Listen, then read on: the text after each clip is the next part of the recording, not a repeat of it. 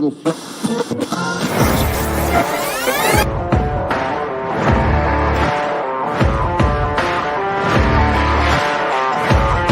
great, but being different for the sake of being different, I'm not a big fan of, right? If you just want to be different for the sake technology of it. Technology increased, I would hide behind it. And you start to hear some of their challenges, and yes. Because it speaks to the core of who you are and what drives you forward.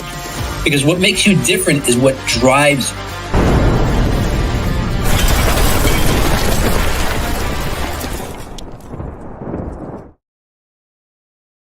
What's up, everyone? Welcome to the Master Connector Show. I'm your co-host, Rob Genovesi, and I'm so happy you're joining us today. If you are joining us live, welcome. Thank you for coming. But you know what? Live is where it's at, because when you come live, you get to interact with us. You get your questions answered. You get to comment. You get to meet one another. Nothing beats a good live. And we're coming to you live every single Wednesday, 1 p.m. Eastern time. And look, we know if you can't, you're busy, you're building your thing, you're busy succeeding and connecting. But if you can't join us live, you can catch the replays. It goes out on Spotify and Apple Podcasts and everywhere, even YouTube, actually. And everywhere you want to listen to us, you can find us on every major platform. And look, you want to go to masterconnector.show, because this is the place where you get to look at the roster of guests we have coming up, because Steve books amazing, amazing people, the cream of the crop in terms of what they do.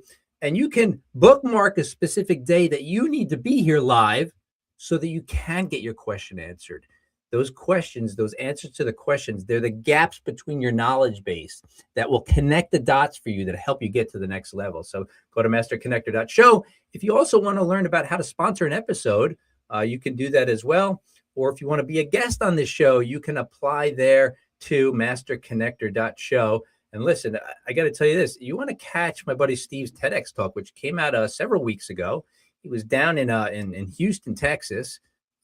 Texas, I love the country of Texas. But he was down there. He gave an amazing talk about introverts who have the edge. Introverts can have an edge when it comes to connecting. If you're an introvert out there, talking to you, this will benefit you. Go watch that. I'm going to put the link in the chat in a little bit.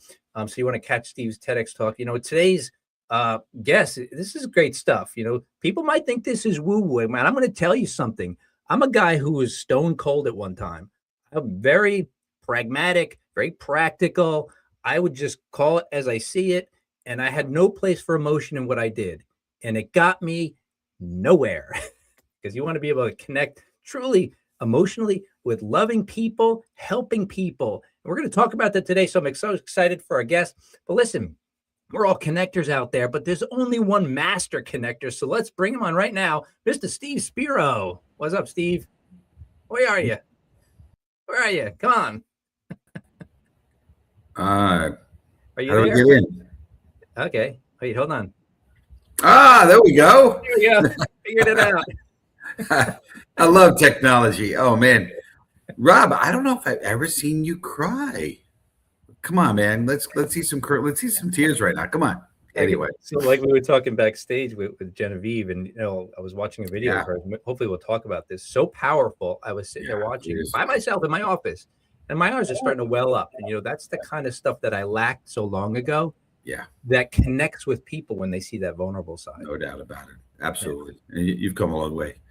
What's going on, everyone? Steve Spiro, the Master Connector, coming at you live and direct. And I appreciate it. We got Luke. Luke is on here with us, new friend, and Marie Yolan.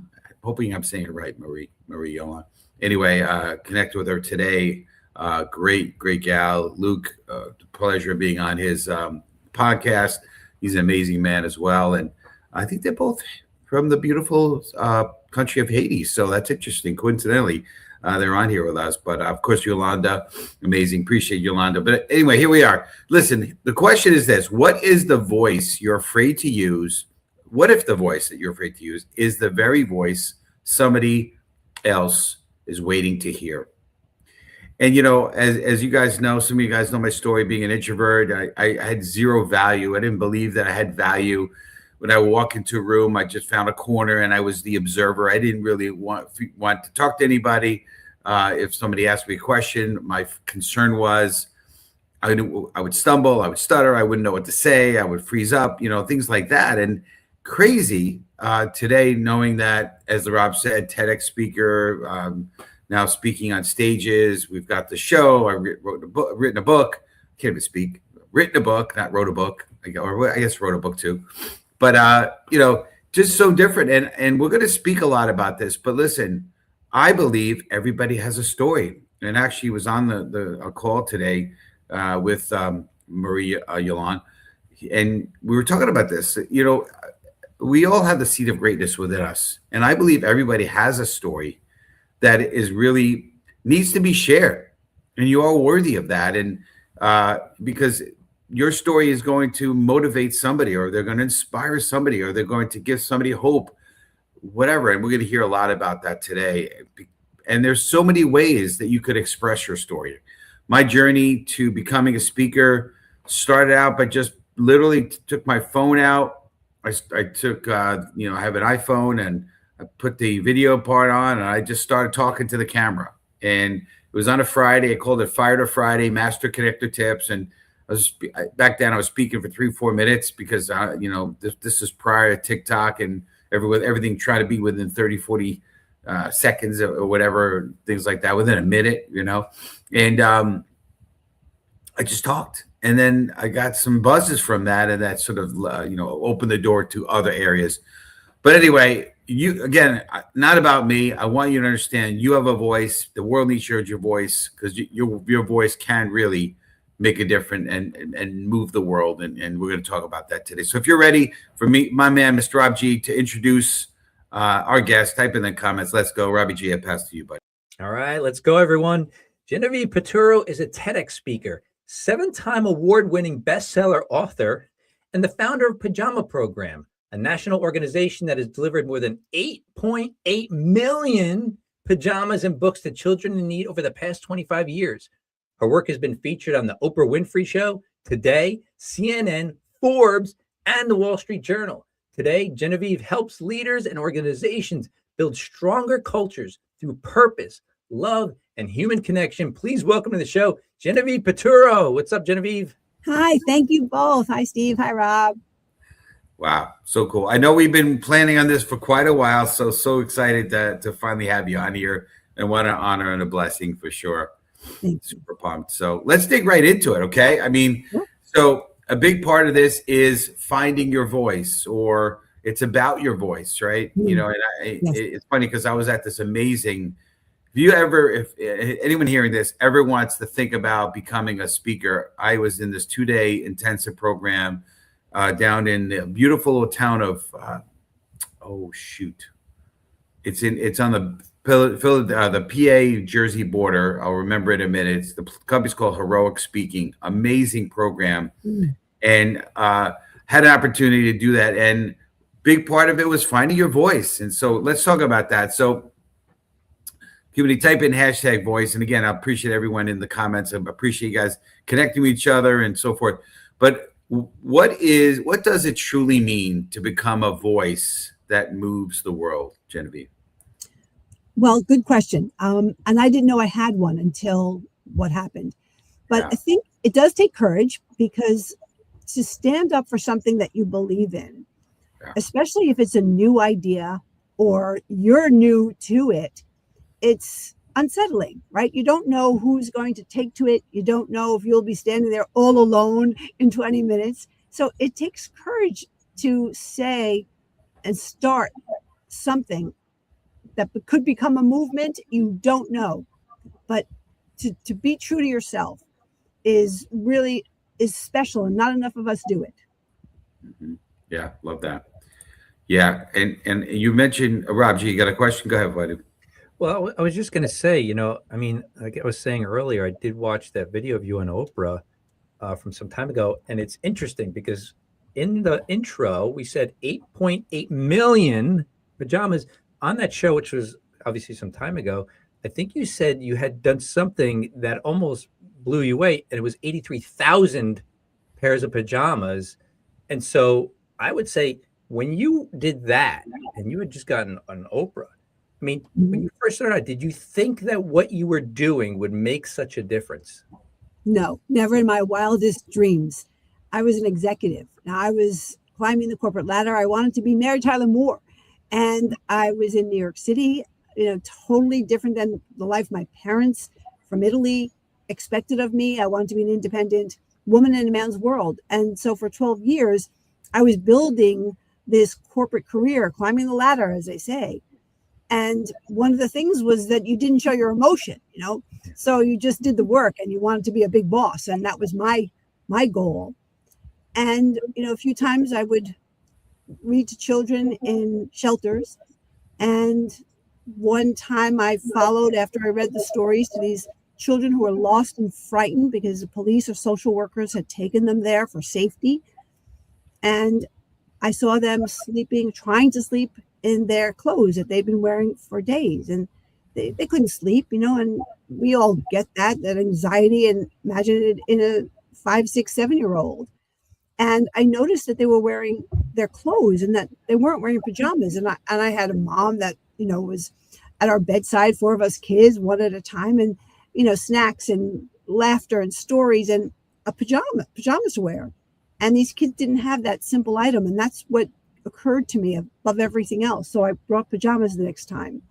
And in my suit, my corporate suit, when I visited, I had the same persona as an executive. And when I started handing them out, and a little girl whispered to me, "Miss, what are these? What are pajamas?" I really, it's like now I didn't know what to say. It blew all the words right out of my head. And, it ended up here. It ended up in a foreign place to me. And I knew I had to do something, though I didn't think I could do much. But the trick was to share that moment with people. And it took me a while because in corporate, there was no room for feelings. And when I tried to ask people for help, I did it in a corporate way, the way I was taught by my bosses. And nobody responded until I started to cry because I was part desperate, part I couldn't hold my heart together long enough telling that story that one time. And it changed everything. The woman in front of me responded immediately in a way no one had ever responded, promised to help, got all her friends, men and women, at that networking event to help. And that's when everything began to be clear, what we're talking about, human connection, love for what you're doing, love for your leaders, and love the reason you're doing what you're doing. That's phenomenal. I mean, that I was hoping you would tell that story, because that was the thing. Like, I had mentioned it backstage, and then you told it again, and my eyes are welling up again. And I think that's the thing that makes people take action. We know that emotions move people, right? Logic does not. You can logic your way to the end of time and people won't do anything. But you tug on the heartstrings or you move them in a way that really connects with them, you don't have to do anything, right? They come willing. And then you said you had plenty of people donating and volunteering based on that, right?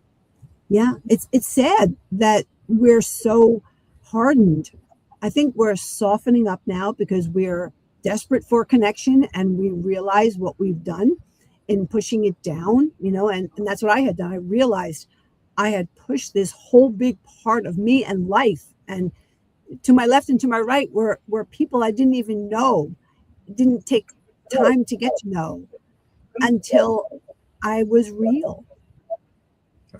Yeah, that's awesome. Wow, it's great stuff.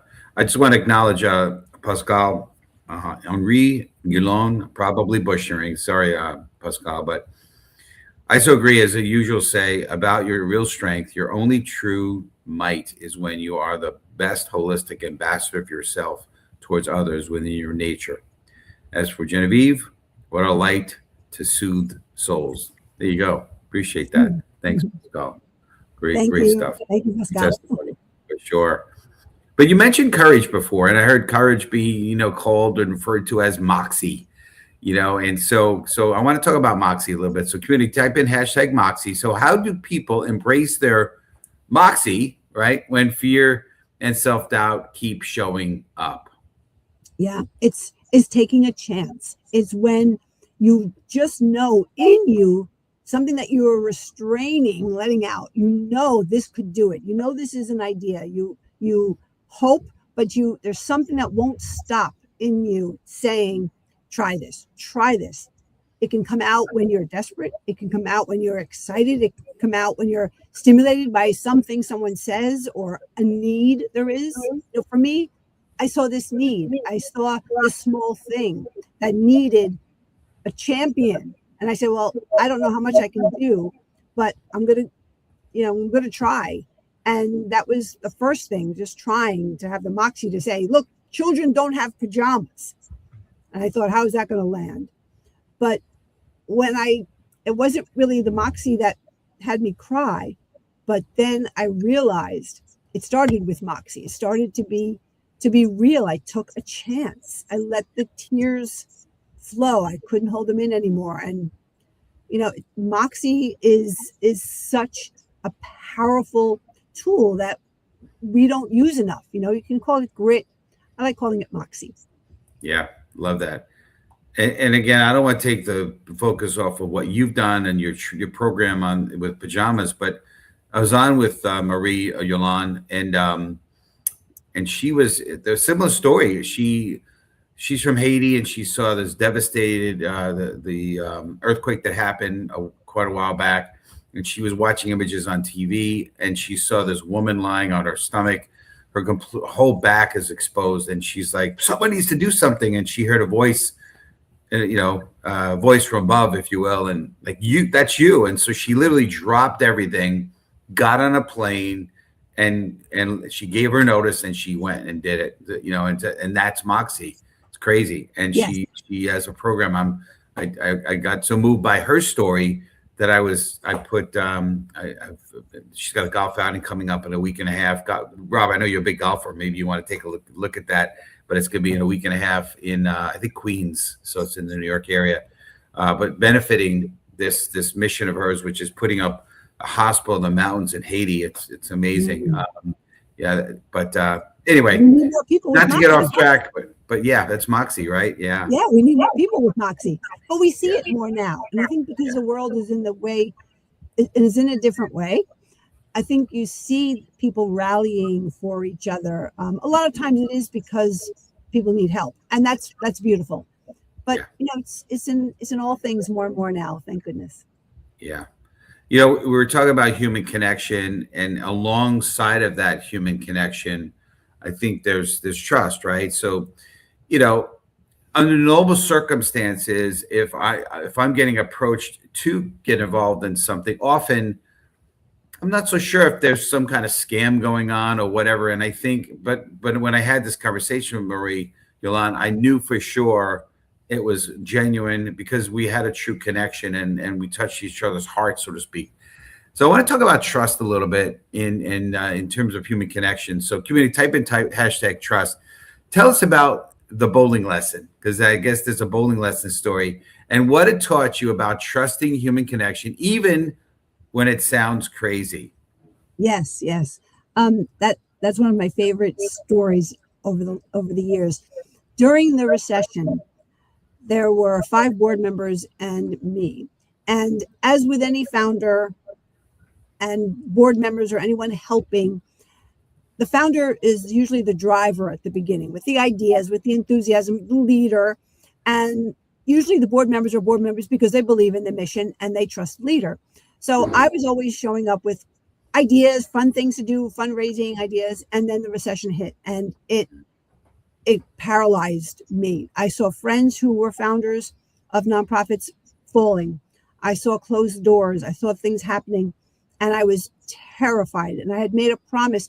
I had visited a shelter and the woman said to me, I'm so glad you come back. You know how many people tell us they're going to come back and they never do. And I said to her, I'll always come back. And that stayed with me, especially through hard times. So in the recession, I kept hearing her voice and seeing her face. And I kept saying to myself, we cannot close. And so I called an emergency board meeting and they knew that story, but I told them again. I said, but I have nothing. I have stayed up nights. I see what's happening. I have no idea for the first time. And I can't believe I'm saying this, but I need something. Anybody have an idea? I have nothing. I put my head down and I didn't know what to do. And one of the board members said, let's go bowling. Let's have a bowling fundraiser. Now, My first reaction was, does anybody bowl in New York City? And my second reaction was, I'm talking, we need a lot of money. I'm not talking we need $10 a head. Right. And I tried to be nice, but I probably wasn't. I just said, I don't know what a bowling fundraiser is going to do. But she was upbeat and she said, come on, you don't have an idea? Nobody else here has an idea. Let's try it. Let's go bowling. So I said, okay. She was a good board member. I said, all right, we have nothing to lose. I have nothing. So we had a fundraiser, bowling, a fundraiser locally. Well, some of our other chapters also did. They heard that and they thought, people do bowl in our cities, let's bowl. Yeah. So when we showed up, there was a line out the door. People came from everywhere to bowl with us. And they gave us time and asked us to tell the stories about the children, which we did. And the thing was, it wasn't that we raised $1 million. It was that we raised hope. We raised the vibration that we all felt was so low because of the situation, the recession. People wanted to be together. They wanted to connect. They needed joy. They needed to give. They needed to see what they could do outside of their fears. And it was like that one person told one person, people called days, weeks after the fundraiser to say, how can we help? And we just raised that joy factor that was just so dismal. And I trusted her. You got to trust the people that are there with you and take a chance on the team you're building. Wow. That's really powerful. And yeah, I like to bowl. I haven't bowled in years. It's funny because I think everybody kind of likes to bowl, but nobody wants to go do it for some reason. But it's a very it's a powerful story. And what I took away from it, Genevieve, and for our audience, is something that I've learned. I spent 25 years in corporate myself. Climbing that ladder, so to speak, and saw the light and got out and started my own business almost 11 years ago. And what I found is that one thing that probably spurred was you got in motion. You have to get in motion. I used to be overly paralyzed thinking and planning and making lists and plans and strategies. And I got all kinds of documents and nothing beat, because, I would never actually pull it off, right? Because I'm too busy trying to perfect the plan. And nothing beats just getting in motion and let that motivation and that momentum, that especially when you've got, a bunch of people together, you start pinging off one another, and that builds into other things. And I'm sure lots of great ideas. You went from no ideas to, hey, this is kind of a mediocre idea, to probably now we got tons of ideas, right? Yes. And lots of spirit. We lifted spirits. Yeah. Well, one of the things I've learned is a idea is better than no idea, right? So you just got to, at least go with something, right? God doesn't move a parked car. You guys got to move and do something, right? Yeah.